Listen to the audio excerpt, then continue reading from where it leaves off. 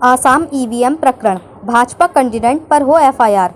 आसाम में भाजपा कैंडिडेट की गाड़ी से मिली ईवीएम मामले में भले ही प्रशासन ने जांच के बाद अपनी सफाई दे दी हो, लेकिन कांग्रेस और अन्य विपक्षी दलों ने इसे डेमोक्रेसी की हत्या कहा है। मुरादाबाद में सपा सांसद डॉक्टर एसटी हसन ने जोर देकर जो किया है उसे कबूल करें और उसकी सजा झेलें। सपा सांसद इतने भर से ही नहीं रुके, उन्होंने ममता बनर्जी द्वारा विपक्षी पार्टियों को लिखे गए पत्र का भी समर्थन किया और कहा है कि यकीनन तौर पर लोकतंत्र खतरे में है। जब लोगों को इंसाफ नहीं मिलता है, जब देश की समस्याएं दबाव में काम करना शुरू कर देती हैं और लोकतंत्र के चौथे स्तंभ कहे जाने वाले मीडिया के कुछ पोर्शन से लोगों का विश्वास खत्म हो जाता है, तो लोकतंत्र तो खतरे में ही आ जाता है। सपा सांसद ने दिल्ली में लाए गए कानून का जिक्र करते हुए अगर चुनी हुई सरकार के अधिकार ही छीन लिए जा रहे हैं तो चुनाव करने की ज़रूरत ही क्या है। लोकतंत्र की हत्या तो हो रही है। अब ये देश की जनता को एहसास कराना है कि डेमोक्रेटिक कंट्री में कर रहे हैं या अपना देश बायोक्रेटिक कंट्री की तरफ बढ़ रहा है। आसाम में के ईवीएम प्रकरण बोलते हुए कहा कि इस इलेक्शन पर भी भरोसा नहीं कर रहे हैं। इस तरह की घटना पहली बार नहीं हुई। बटन कहीं दबाता है और रिजल्ट भाजपा का आता है। 2019 हमारे देश में भी ऐसे हुआ था, लेकिन इस बार तो हद हो गई। बीजेपी का उम्मीदवार ही ईवीएम के लिए जा रहा है। क्या निष्पक्ष चुनाव हो रहा है? क्या देश में लोकतंत्र बचा है? अब तो यही होगा, लोकतंत्र का मुखौटा लगाकर डिक्टेटरशिप होगी। जिसे चाहेंगे उसे जिताएंगे और जिसे चाहेंगे हराएंगे। डॉक्टर एसटी हसन ने प्रधानमंत्री मोदी पर बोलते हुए कहा कि कल चुनाव के दिन वो पश्चिम बंगाल में ही रैली के दौरान ममता बनर्जी पर हमला कर रहे थे। वो देश के प्रधानमंत्री हैं, हमें उनसे कभी ऐसे व्यवहार की उम्मीद नहीं थी। वो किसी एक पार्टी के प्रधानमंत्री नहीं हैं, उनका एक डेकोरम हित के जिसे वे मेंटेन करते हैं। प्रधानमंत्री अगर इस स्तर की सियासत करेंगे तो ये देश और हमारे लिए बहुत अशोभनीय है। और जिस कैंडिडेट की गाड़ी है ईवीएम बर्बाद हुई है, उसके खिलाफ एफआईआर होनी चाहिए, क्योंकि एक क्राइम हुआ है, ये एक छोटी बात नहीं है। आज आसाम में लेकर जा रहे हैं, कल उत्तर प्रदेश में लेकर जाएंगे। मुरादाबाद यूपी से परवेज अंसारी की रिपोर्ट। डॉक्टर साहब, कल ममता बनर्जी ने सभी ओपोजिशन के जो लीडर थे उनको लेटर लिखा है कि देश का लोकतंत्र खतरे में।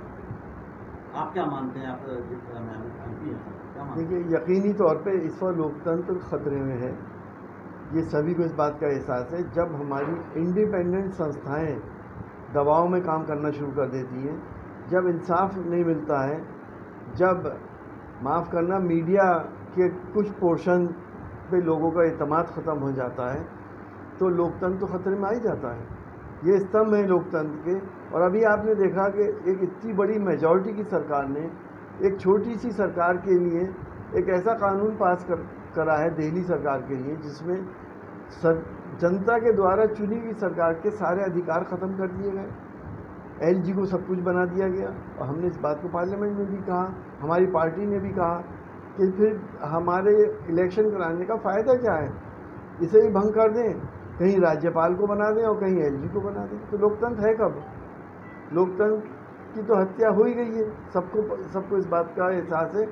अब ये जनता को एहसास करना है कि हम एक डेमोक्रेटिक कंट्री में रह रहे हैं या हमारा कंट्री अब ब्यूरोक्रेटिक कंट्री की तरफ बढ़ रहा है।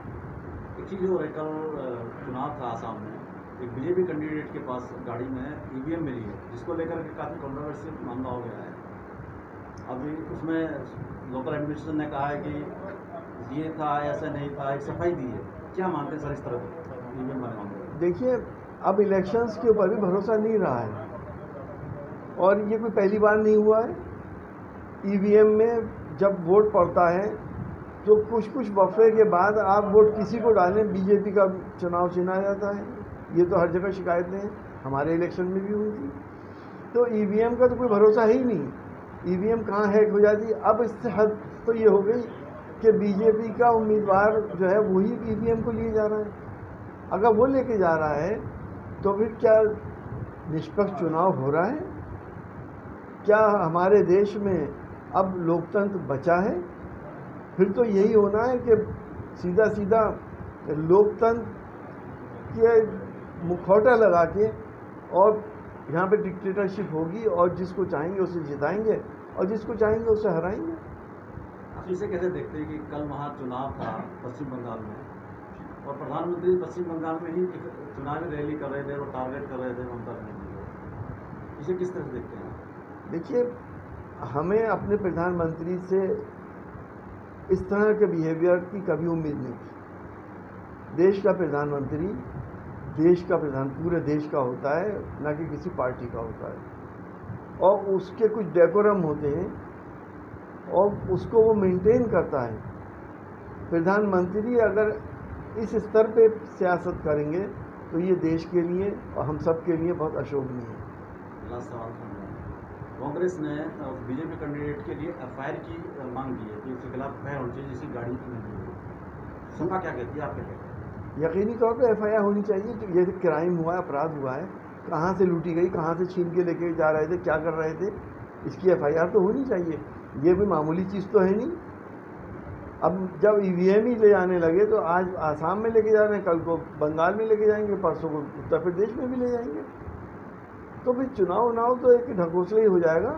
अगर हम और आप इस बात की आवाज़ नहीं उठाएंगे तो कौन उठाएगा?